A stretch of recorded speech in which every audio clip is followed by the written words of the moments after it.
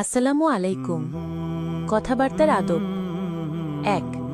কথা বলার সময় জিভকে কাবু ও আয়ত্তে রেখে কথা বলুন। এমন কথা বলবেন না যার ফলে আপনাকে জাহান্নাম যেতে হতে পারে।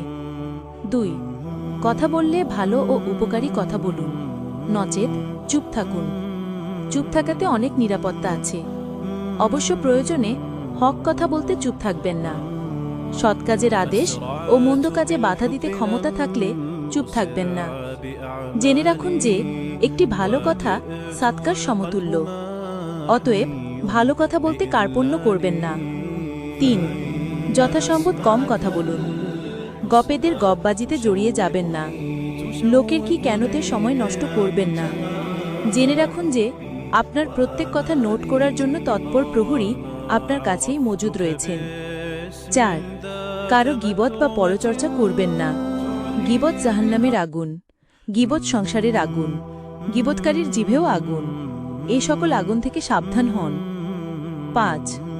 কারো চুগলখুরি করবেন না, বা কেউ কারো বিরুদ্ধে কথা বললে সেই কথা তার বিপক্ষকে লাগিয়ে দেবেন না, তাতেও লেলিহান আগুন আছে। ৬.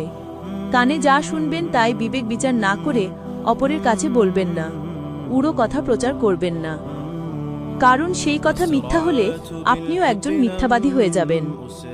৭. গুজবে থাকবেন না, গুজবে কান দেবেন না, গুজব রটাবেন না, রটা কথায় বিশ্বাস করবেন না, সন্দিগ্ধ কথা বর্ণনা করবেন না। ৮. ঠাট্টা ছলেও মিথ্যা বলবেন না। মিথ্যাবাদীরা একটি কদর্য চরিত্র।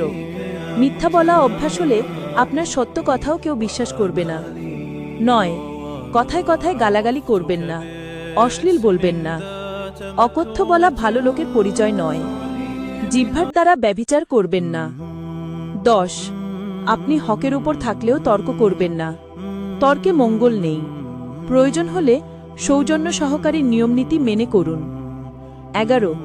তাকদীর ও কুরআন বিষয়ক কোনো তর্কবিবাদ করবেন না। বিতর্কের সময় অশ্লীল বলবেন না। বানিয়ে বানিয়ে মিথ্যা কথা বলে হাস্য উদ্রেককর কথা বলে লোককে হাসাবার চেষ্টা করবেন না। উপহাস করতে পারেন, কিন্তু তার কথা ও বিষয় সত্য হওয়া চাই। ১৩. কথা বলার সময় আপনার থেকে বড়কে কথা বলতে দেবেন। ১৪. কেউ কথা বলার সময় এদিক ওদিক তাকালে জেনে নেবেন সেই কথা আপনাকে দেওয়া একটি আমানত ও ভেদ। অতএব সেই আমানতের খেয়ানত এবং সেই ভেদ প্রচার করবেন না।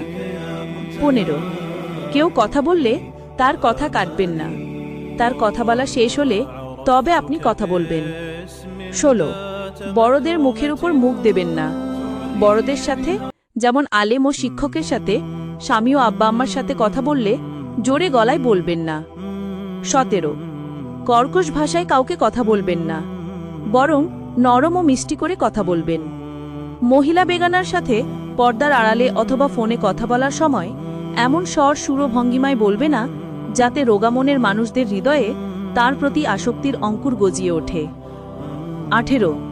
কথা বলার সময় বড় উচ্চস্বরে কথা বলবেন না, কারণ মহান আল্লাহ বলেন সবচেয়ে ঘৃণিত শব্দ হল গাধার শব্দ। ১৯. কথা বলার সময় ধীরে ধীরে বলুন, তাড়াহুড়ো করে কোনো কথা বলবেন না। কথায় কথায় কসম খাবেন না।